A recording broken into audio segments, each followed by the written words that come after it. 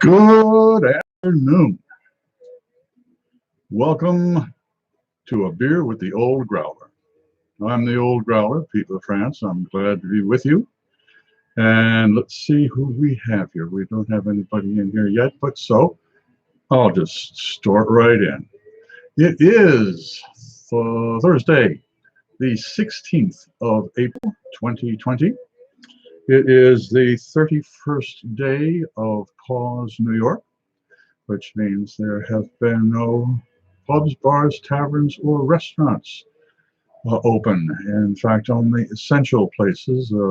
Some restaurants are doing deliveries or pickups, which is fantastic, but it has certainly closed New York City down, if not the rest of the state as well. So that is a situation we're in, and since I'm, or some of my publishers and editors think I'm a journalist. Oh, here we go again. I really should learn how to hold these, bring these over here, but once upon a time, yes, I've written a couple of books. Beer Basics was John Wiley back in 1991, and Cooking and Eating with Beer. No, wait a minute, 91. It was 95. This one was 95, and this one, Cooking and Eating with Beer, was 97. So I've been covering this industry for a while: the hospitality industry, the malt beverage industry, and the beverage alcohol industry. And it has been a lot of fun. And I've spent, I'd say a few hours a day, maybe 3 hours a day. And back when I was working in an office job as an editor, 8 hours a day, either being with people or talking with people about beer, or being in pubs, bars, taverns, beer conventions, etc. And so to have no pub and bar to go to, well, I figured, well, we've got to do something. So instead of drinking alone, which is, that's not altogether the best, I figured, why not invite you folks in? And I see we've got some folks here. It's after 5 o'clock. Let's have a beer with the Old Growler. Today, this one is again from the Henry Street Ale House across the street. It's over there in Brooklyn Heights. I'm going to make sure I have the address in the information box below. I didn't go over today. This is from yesterday. This one is, I do believe it is it 2 roads? No, it can't be. Take a look at the receipt. I can always figure that. Yeah, there's a 2 roads road to ruin. So I might be on my way to a road to ruin. It's like it's around 7 or 8% alcohol. Yeah, Jerry, it's 8. Road to ruin is 8. Single cut 18 watt is 5. So it might be single cut. I'm not sure. But enough of that. Let's crack it open. It's after 5 o'clock. Come on. Let's get stuff going. Oh, dear. Here we go. You should never pour a beer near a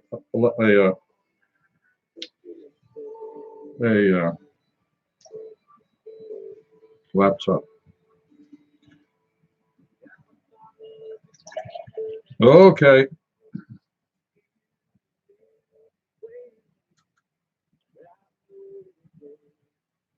This is one of my little cloudy friends. So I know sure as shit, pardon my French, I don't think it's a single cut. Yeah, I'll bet you that's a single cut. Okay. Okay, I've got me a session beer. Fantastic. Okay, this is only 5%. I'm a happy man. Okay, hold on. Here we are. Ready? Okay, 5, 4, 3, 2, 1. Cheers.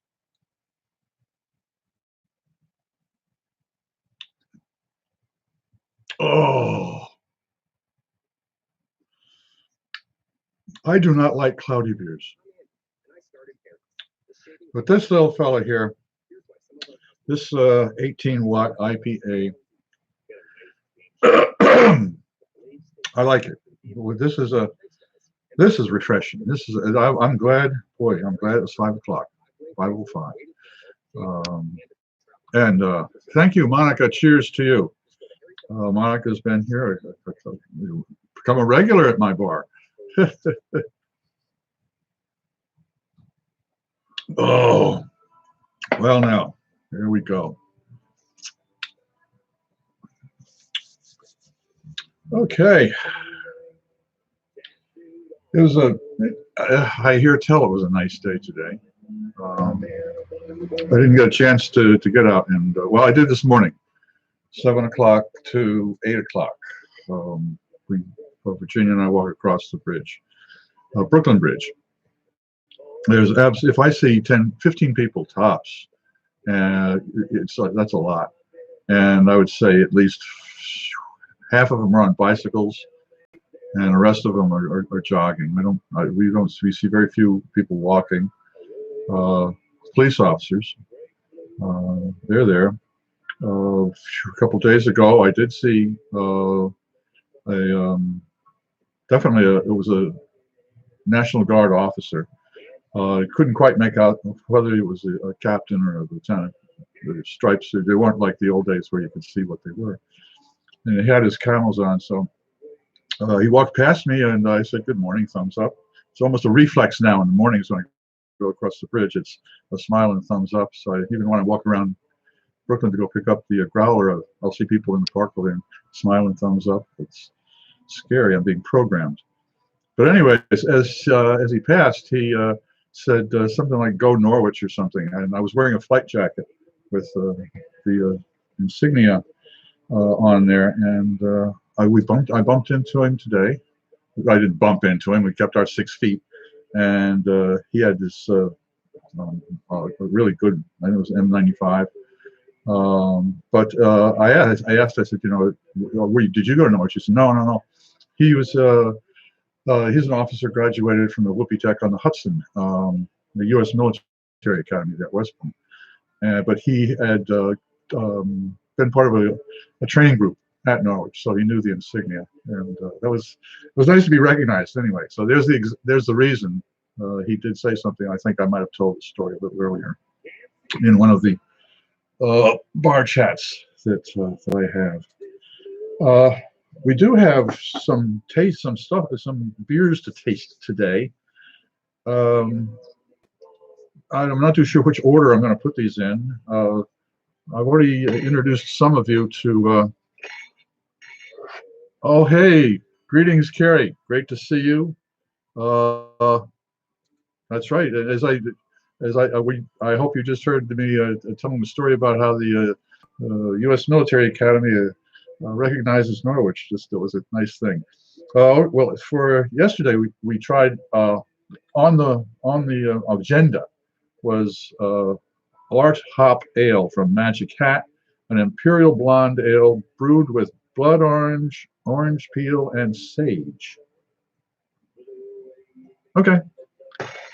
And I think this is also a repeat. I'm not too sure, telling the gory story of Laurie here, so to speak. Glasgow Smile. And it's got a rather gruesome label there, which I'll explain with the beer tasting. And from Atlanta, Georgia. And this is a retasting. We usually, more than a month ago, most of these videos were recorded at the Henry Street Ale House over in Brooklyn Heights. And what we would do is get together and what was called Meeting Expectations. And we'd take a look at a beer can or a beer bottle, or every once in a while, spirits will visit us. Most of them are samples sent to me. Some of them I get on my travels up and down the East Coast. But we read the label, we take a look at it, and we look at the design as well, get as much information as we can to see what they are trying to sell us. And so we crack it open, Jerry Scott, Jim Bennis, and myself, and we taste it and to see if it meets expectations. We don't grade it 1 to 10, or does it meet expectations? Sometimes it doesn't, and sometimes it exceeds expectations, and sometimes the most interesting ones are when, if it was in something else and it was called something else and anything else was written on the label, it would have been a fantastic beer, but you just don't. your mind isn't ready for it, and so you're disappointed. It is a disappointment. I'll put it that way. It's not you're disappointed, but it is a disappointment to taste something and not have it meet your expectations. It was like the first time I had a very cloudy American wheat beer, and I tasted it, and I was expecting the same type of flavor profile. A wheat beer that I had tried before was from Bavaria and from Munich, and it had kind of a banana and clove aroma to it, and it had a very specific flavor. So I got this glass of nice cloudy American beer, poured into a wheat beer glass, tall, so it shows off all the effervescence. And I took a sip in it, and I just like, ugh. And I had to wrap my mind around the fact that this was an American wheat beer and not a German wheat beer. So perception, what you're expecting, and what you see very much registers in both, I think, our expectations with not only with beer but also with food as well, and I dare say people. But I'm not going to get into that. Let's see. I have a semi-script here that I've been working on. I've done the today's teas, yes. And so what are we going to do? We're going to have a little bit more here.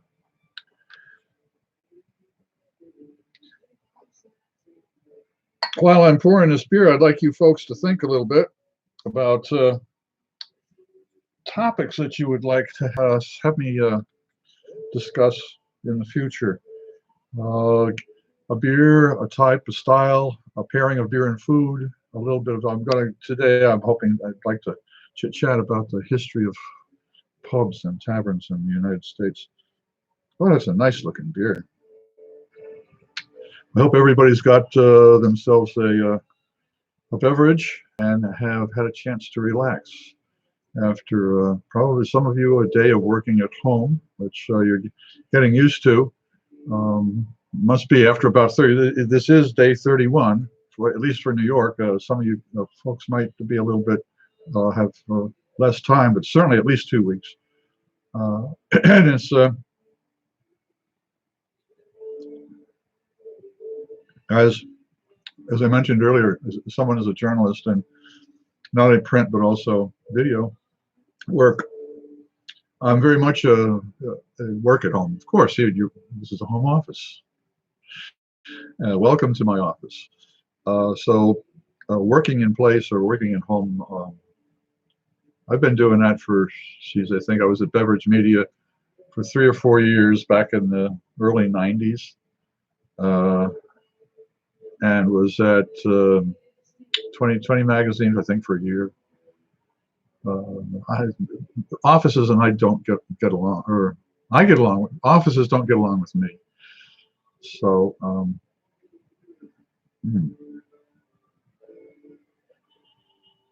that was good.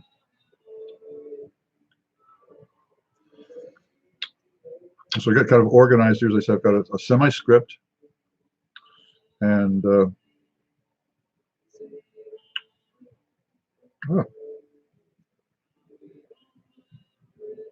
expectations. I certainly didn't expect to be doing a daily. It does, as a journalist and working at home,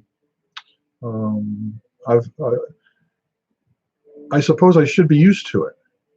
But the funny thing is that yes, a writer works at home, but you have the option to go out and to have a 2-hour lunch in a pub and pass it off as actual research, when in fact some of it is. So you do have the option. I mean, I was isolated, but I had the option to go out, and took a great deal of pleasure in, especially on weekends, of going to particularly interesting and familiar restaurants here in the neighborhood.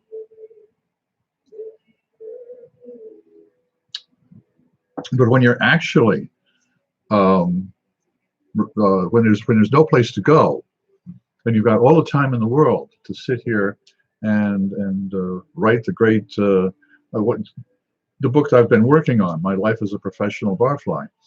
And I've got about 300 or 400 pages of it done. It's a matter of editing it down, but I have all the time in the world now to do it. And no, it's difficult to concentrate because I want to get out. To where when I was able to get out, you know, I was more able to concentrate and get maybe 3 or 4 pages done. That would be around 1,000 words in a day, and then go out and play. So it was a lot easier to work. It's when you get the opportunity to do something, here now you've got the chance, you don't want to where when you've been given the chance, and it shows, I think, particularly how a mindset works and how our reactions to routines, etc., etc. I don't want to get into psychology.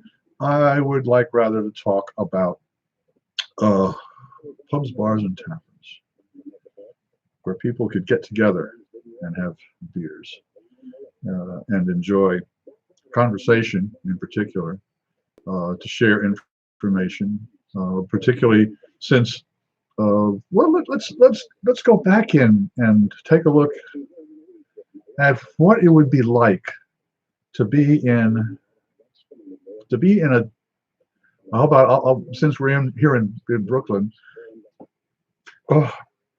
Lower Manhattan, what is now Lower Manhattan, which was New Amsterdam and then New York. One of the Jesuit missionaries that would be where we are, you know, we'll say we're in old New York. It's small. There are only about 200 or 300 buildings. Most of the ships that come in are trading ships, and all of the dock area is warehouses and shipwrights, cooperages, rope walks, sail bins.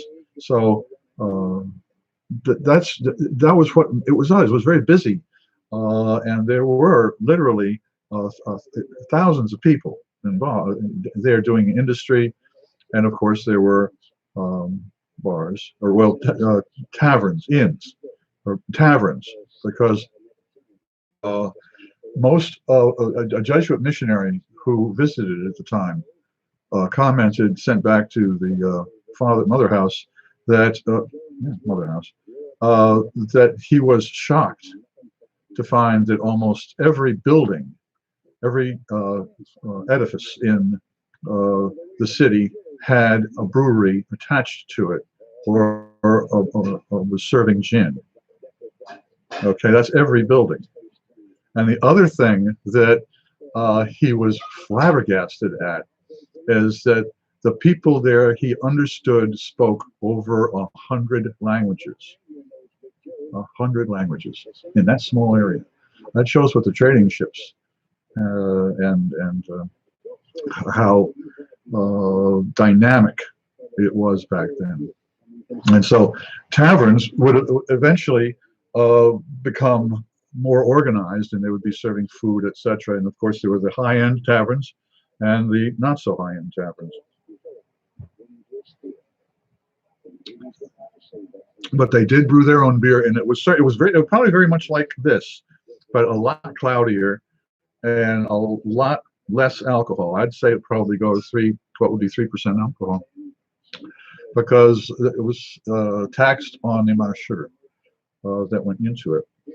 So it was relatively the big thing for them back, the potable back then was gin and cider and hard ciders and distilled cider, applejack, that type of thing. Those were the beverages of choice. But the interesting thing about pubs, bars, and taverns, but the tavern at that time was an urban thing, of course. Once you got out within 10 or 15 miles of what was that part of New York City, once you got to the top of what was Manhattan Island, that was a stagecoach line, and the Boston Post Road, Route 1. You would have to find refreshment for your horses or if you were riding a horse yourself, if you were horseback, you would have to find places for refreshment. And these were the roadside taverns, the roadside inns, that also provided accommodations for sleeping. Now, we have to remember that this is 18th century, and so the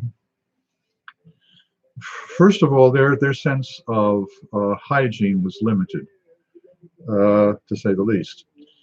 And Dave, you're there, 2,000 words into a post, but then again, I like being at home. You like it.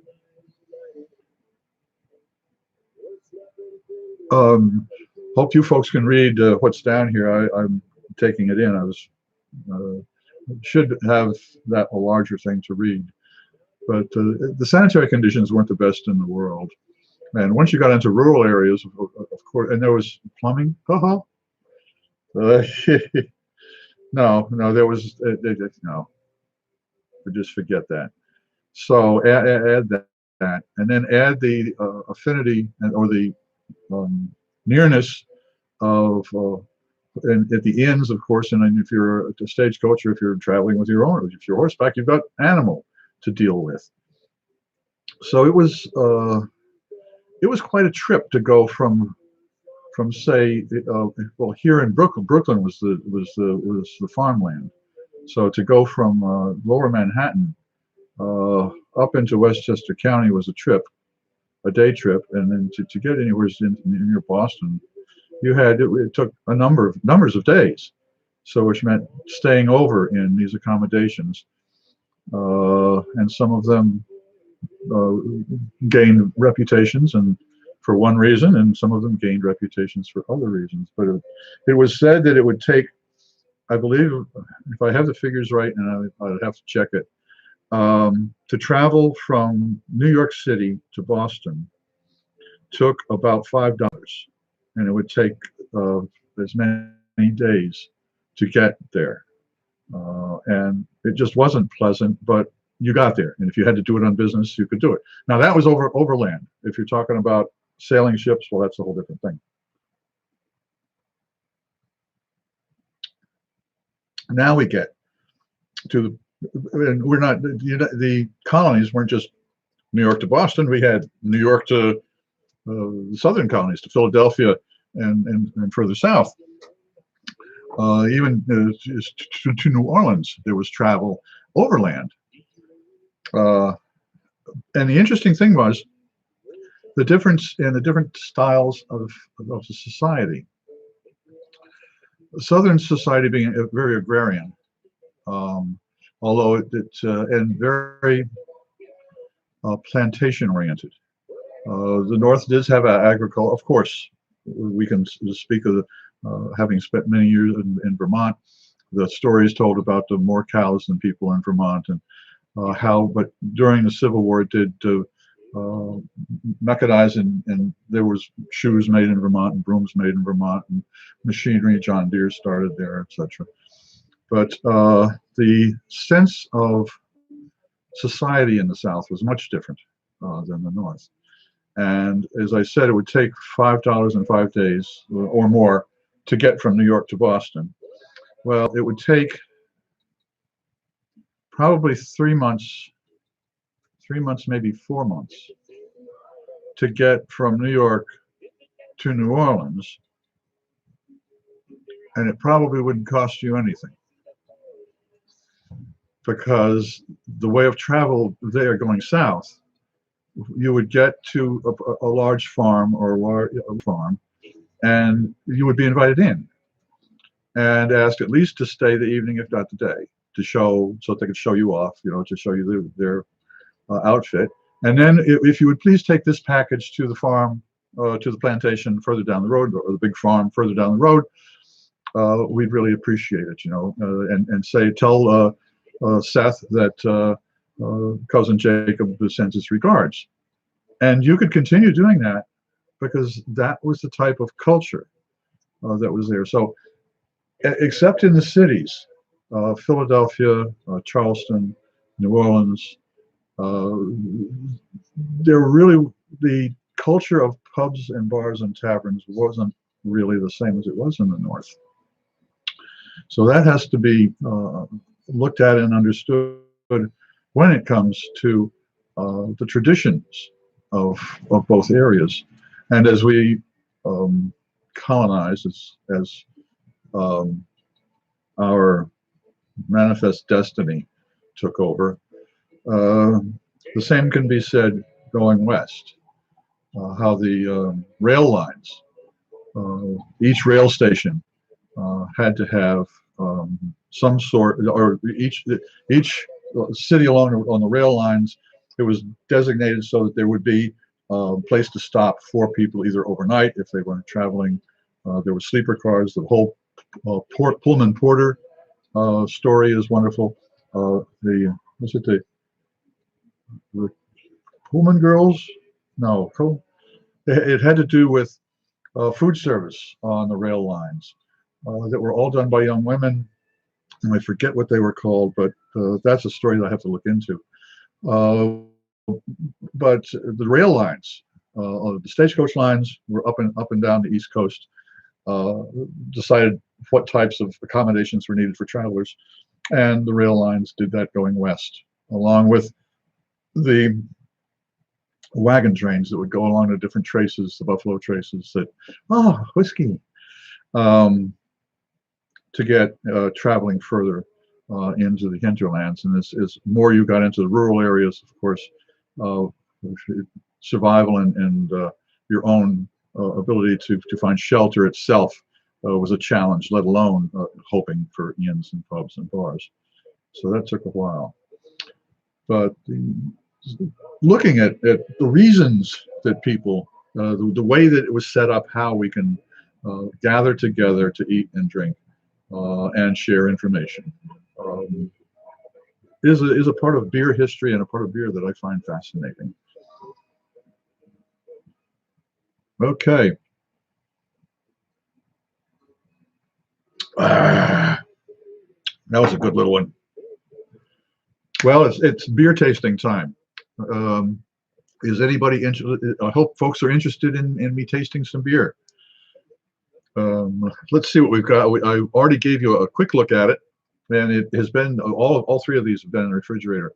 And the refrigerator that I have is probably over refrigerated, but because these little babies were ice cold when well, not ice cold, they were very cold when they came out. And I think we should do them by alcohol content. And so I'm going to look on here for some alcohol content information. Here, this one is 4.5. And this one is 6.7.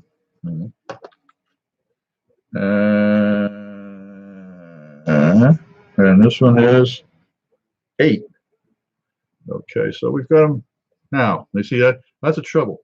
Do I do it by alcohol content, or am I a bright boy and do it by flavors? The strongest flavor last. And what do we have here? Okay, well, we've got a heavily hopped ale, apparently. It makes it want to look that way. And I don't see any BT. Well, I've got cheat sheets. The Art Hop Ale is 5.6% ABV, 50 international bittering units, and 11 SRMs. Now, if you want to know what an SRM is, it's a way of measuring the color of the beer, and it comes on a chart like this, and they're all numbered, and you are supposed to be able to set that chart to the beer so that you know what it's a way of quantifying a color. Just instead of saying straw, you can say it's 3 SRMs. Okay.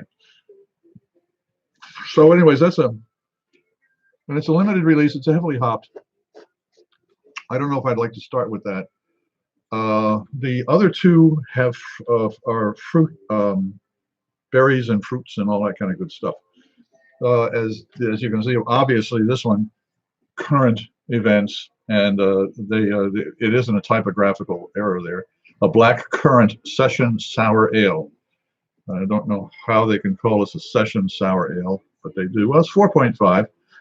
Also, one more thing to keep in mind. In the description box below, there will be a link to this is a retasting. I explained about how we did meeting expectations. Well, this one has already passed through the gauntlet of meeting expectations, and the link is below in the description box. And it'll be interesting to see if my reaction now is the same as the reaction back then. Okay, because as you know, when you taste beer, wine, food in any different environment, the ambiance adds to it, and this is in the particular. There's a very comfortable ambiance. Okay, let's crack the. Let's see. Okay, we've got it was Atlanta, Georgia. Currant Events is the name of it. Black Currant Session Sour. It's got 4.5, and let's see on my Currant Events here. According to the cheat sheet here, it says retired. So am I. Well, I'm not. No, I'm still writers never retired. The Currant Events. Note: we are no longer making this beer. Subscribe to our newsletter to learn all our new releases. Drop us a line to express your true feelings. An easy sipping tart ale. We added black currants and boysenberries to make this a refreshing respite after a long day. And did we mention it's red? No, you didn't mention that.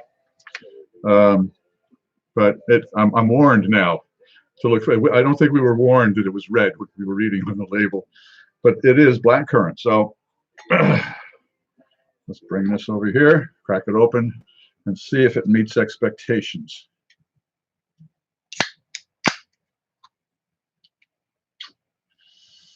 Okay, yeah. Oh, again, traditionally I wouldn't use wine glass. Dirty. I wouldn't use wine glasses for tasting beers, except that this adds consistency to it. Whoa!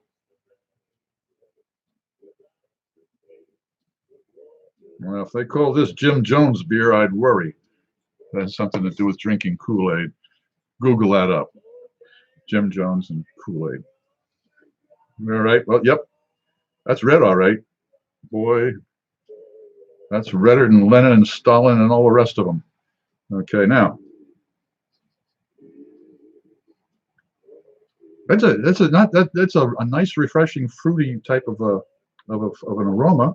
So I'm not surprised at that, and I'm not surprised it's red. So let's see what happens with first sip.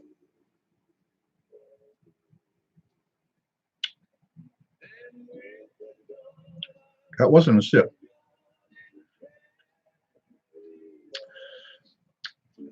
I was expecting a very nice beer. Peter, you should have read it. It said a sour ale. Oh. It is. My mind, when it looked at it, thought sweeter. And my brain did not remember the sour. So my first sip on this one, my first gulp, was, what? Let's just try it again now that I know what I'm doing.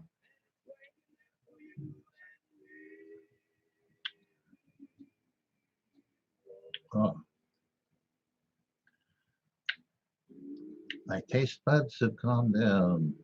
They've reached Zen. Not quite, but they're breathing a lot easier. That's well, I do like sour beers. I'm a real fan of the folks of Phil Markowski at Area 2 up in Stratford, Connecticut.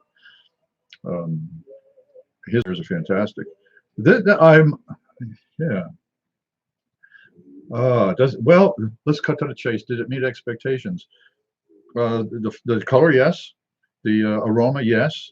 And once I put my mind in gear, the flavor, yes.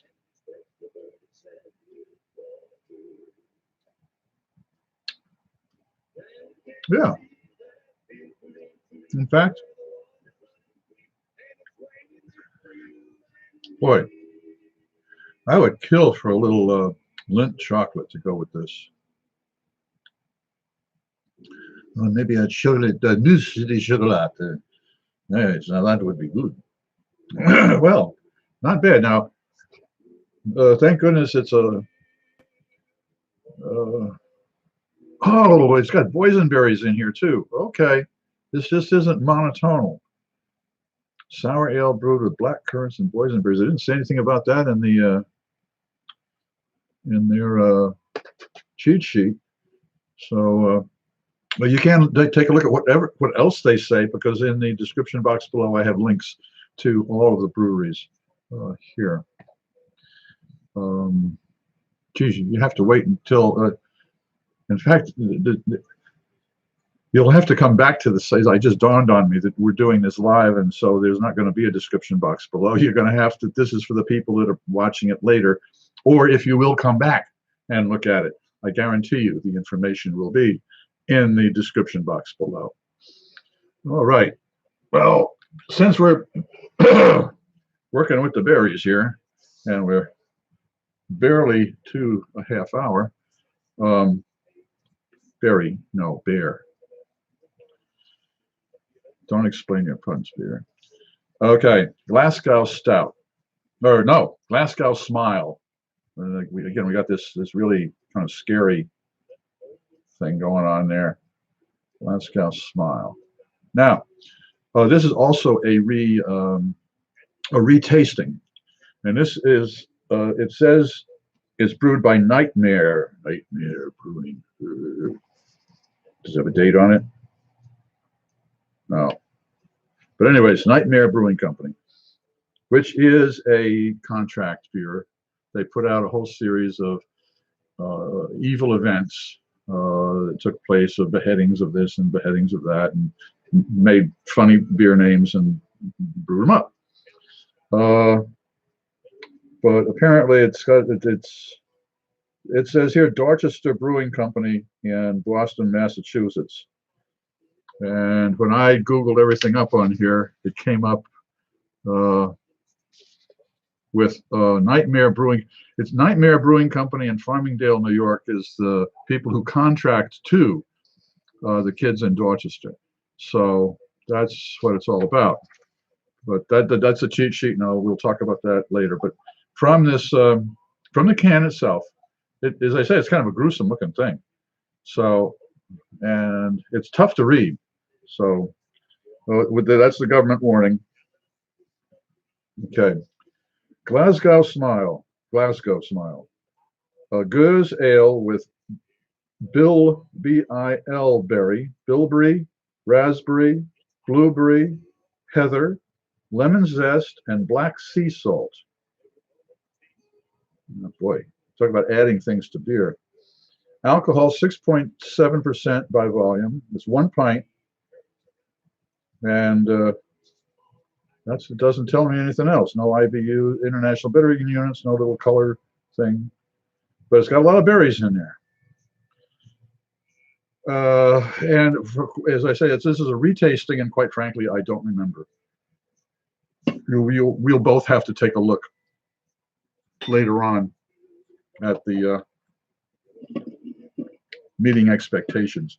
But the meeting expectations right now, I have no idea, except that it's lots of berries in there, and I'll bet it is red, if not redder, than the Currant Events.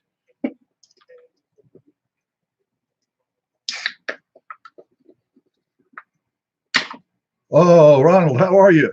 Good to see you.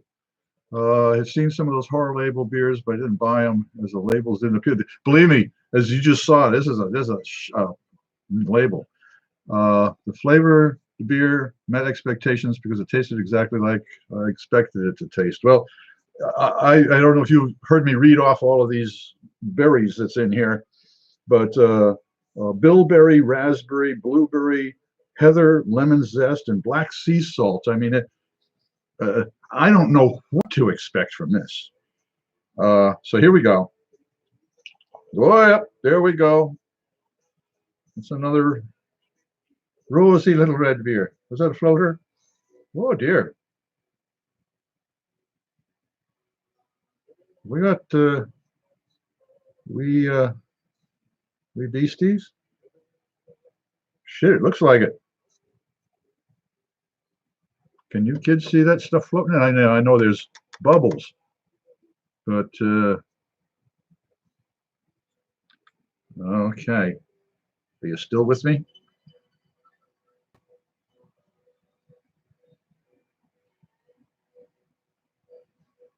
Well, it don't smell bad. Do I got the balls to try it? The huevos?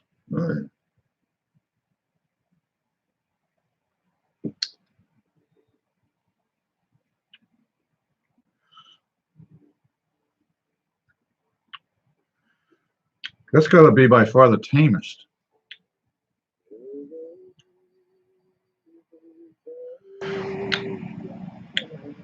beer that I've ever had.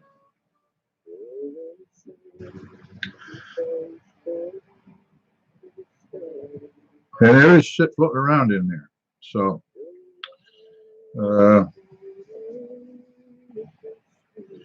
I'm not, the label doesn't appeal to me. The look doesn't appeal to me. So does it meet expectations? No, no fucking way. Now, that I said that much, let's see what they say about it here. And this is off of their website, so you can go and find it yourself. But it says, soured with wild bilberry grown in the Caledonian forests of the Scots pines, brewed with heather, an ingredient used in Scotland beers for 5,000 years, lemon zest, black sea salt, then fermented with raspberries and blueberries, maraschino, sweet cherry, jammy raspberry, and lemon zest sharpness and aromatics. Bilberry skin and heather come across as balancing slight tannin earthiness. Hints of citrus and underripe raspberries tartness gives way to mouth-watering dry champagne finish of savory salinity. Okay, well, I don't agree with it. The reason for the label, here we go. Originating from the 1930s era, the Glasgow Smile was a signature performed on those unlucky enough to suffer at the hands of the Glasgow razor gangs. Ooh, razors.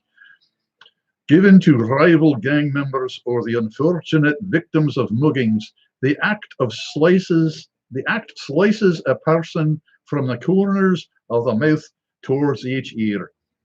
While seeming like an ancient history, 2008 knife-related injuries were reported every 6 hours, and the Glasgow Smile was executed at a minimum of once a week. Okay. Thanks for telling me.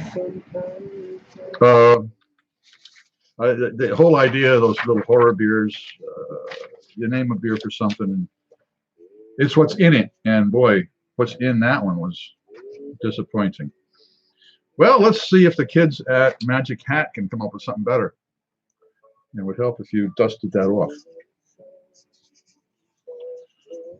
Let's see, what do we got here?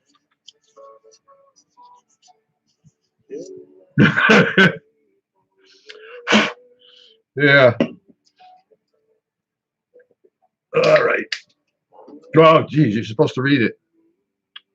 Okay, this is a limited releases from Magic Hat, Art Hop Ale. What do we got? 8% by volume. I'll feel a lot better. Oh, geez, this year's exhibit of art. Oh, yeah, that's right.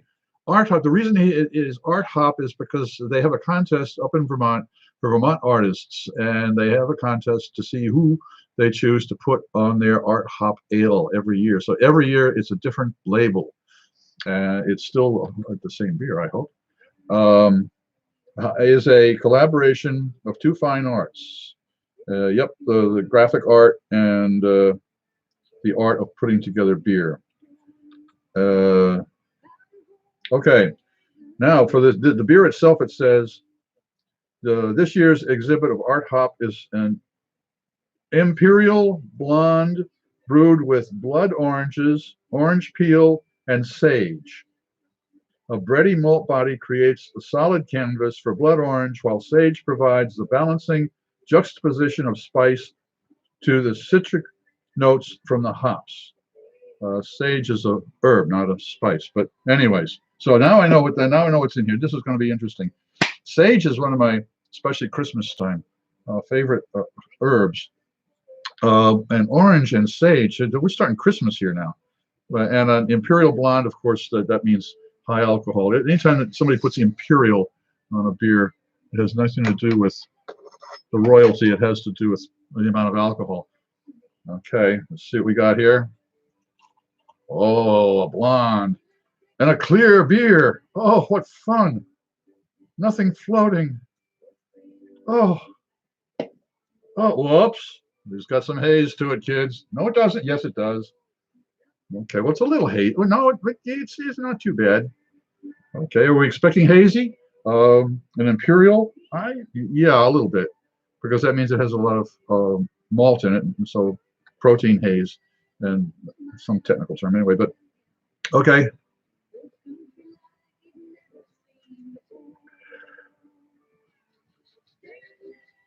Boy, that's an interesting aroma. Boy, that would be fun, Mike, jumping ahead to December. Although, be careful what you ask for, you might get it. Something's coming up, and we don't know what it is. But all I know is this is going to be an interesting sip.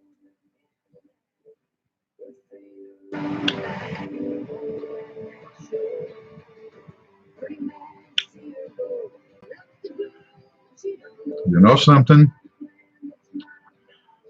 I was expecting the blood orange to be orangey, orangey, orangey, orangey. No. It settles in nice with that sage. And apparently also with the malt. This is a nice beer. The artwork on the front is a deep sea diver going after, looks like malt or hops or something down there. And yet it looks, I get the impression of not so much deep sea, but a spaceman. But oh, wait a minute, they've got fish over here.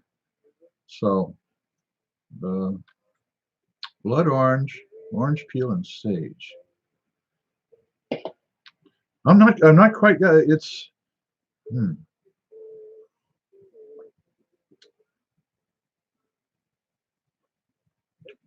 There's orange in there, but it's not. It's not sugary orange. It's more. Okay, come on. The Valencia, the orange that they use to make marmalade, English style marmalade. Bitter oranges. It's more what I'm getting, but it certainly is a nicely balanced beer. The sweetness that you usually get from a malt a beer that has that much alcohol in malt. And the carbonation is nice too, as you can see. It flows very nicely. It makes a nice that's Belgian lace there, which means that it has a lot of malt in it. And it was a nicely put together beer.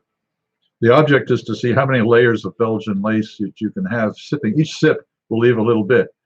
Unfortunately, many times my glasses, it's not so much Belgian lace, it's Belgian knitting, or, well, Belgian spackle.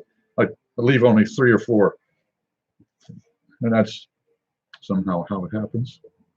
Seville oranges. Thank you very much, Monk. Boy, I tell you. Sometimes I get it's either a senior moment or a brain fart, depending on how gross you want to be. Oh.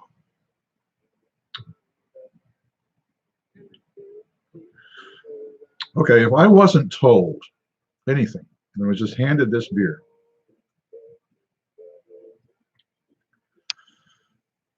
would I? Yes, I would. In fact, I'd probably order another one, but what would I have with it? Needs something salty. Oh man. No, I've got a better idea. Smoked almonds, and a bit of Colby cheddar cheese. Not real expensive cheese, no. Colby cheddar, right there from Vermont. Solid co-op cheese, boy. That would. That would be fine. That would be fun. Oh yeah, cheese and the food and beer always. Well, except for here, I don't have the capacity. Oh, I will have the capacity next Wednesday, the 22nd of April. Being sponsored by Norwich University, my alma mater, and they are going to. I'm going to be on what they call. Oh, come on, I had it all written down here. Um, they have a Legacy of Learning series in which they have alumni to talk about what they've done ever since they got out of school and what they've learned in different regimens and different disciplines. And mine is beer. Surprise, surprise. So it is going to be the Legacy of Learning beer, brought to you by Norwich University. Norwich University presents Beer in the Kitchen with Peter LaFrance, Norwich University Corps of Cadets, class of '74. And that's how it'll be headlined. And it will be in the kitchen, and I'm going to make beer soup, which is essentially onion soup made with beer and beef, a little bit of beef stock to go in it. But the bitterness in the beer and the sweetness in the onions certainly is a wonderful little combination. And it'll be a lot of fun to experiment with seeing how far beer can be reduced in a stock. It'll be real time, and it'll probably take about an hour. But we'll certainly talk about a lot about beer, a lot about food, a lot about beer in the kitchen and how it can be used. And you're going to have to listen to a lot of stories about when I was at university, because we're going to be talking and with a lot of cadets who hopefully will be signing in, and we'll be talking about old times. So you might have to put up with that for a bit. And yes, I'm working on it. I'm working on it. On the 23rd, if I still have the courage to do it, and I probably will, I've been asked to sing Old Man River a cappella, and I will. Friday the 24th, we'll be tasting a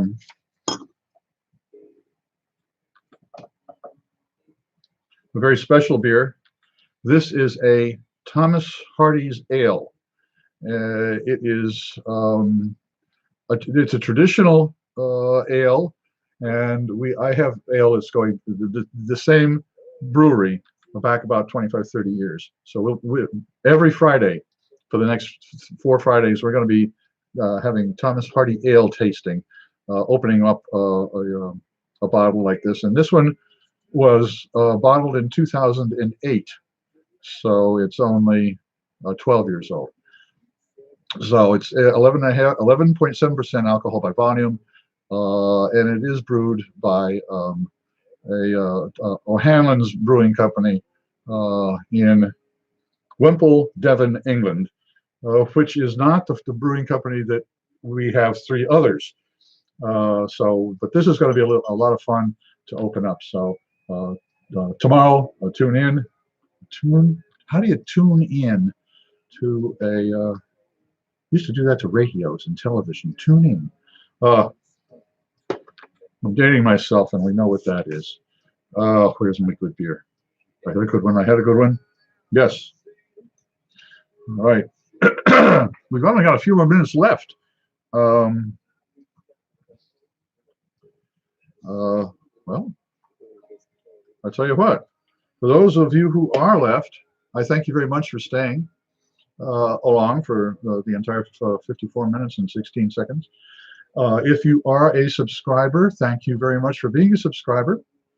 Please, if you have any comments, send them to me, peter.lafrance@beerbasics.com.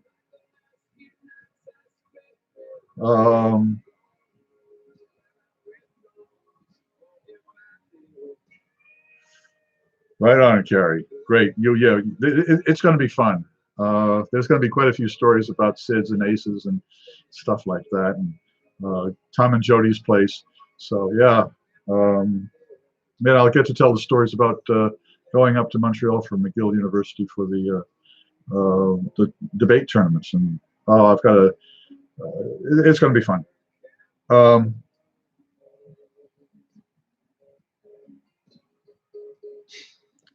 Well, yeah. Well, if you're interested, if you folks would like to hear more about the history of the how taverns were developed, I've been doing I've been studying and reading a lot of books about it. Yes, I have actually. That's a penchant. And if Mary is still here, Uncle Norm, I'm going to rattle his cage about some of the taverns from the 1700s that were up in Westchester. And in fact, maybe we can do an interview. That would be really cool. Do a speakerphone interview. Oh, geez, I'm coming up with some ideas, and it's late in the show. But anyways, I want to as I say, thank everybody for coming. Please subscribe if you haven't. Send me anything that you would like to have talked about. Your observations about how this is coming across. I'd really like to hear if I'm effective in one way or not. If I'm too long-winded on the stories and should have more beer tastings, do let me know. I appreciate it. And as I would close at the end of all of the meeting expectations videos that are still up there on the website to take a look at, I'm Pete LaFrance for beerbasics.com, or actually right now it's just plain old Pete LaFrance for being here, but I'm Pete LaFrance, hoping all of your beers meet expectations.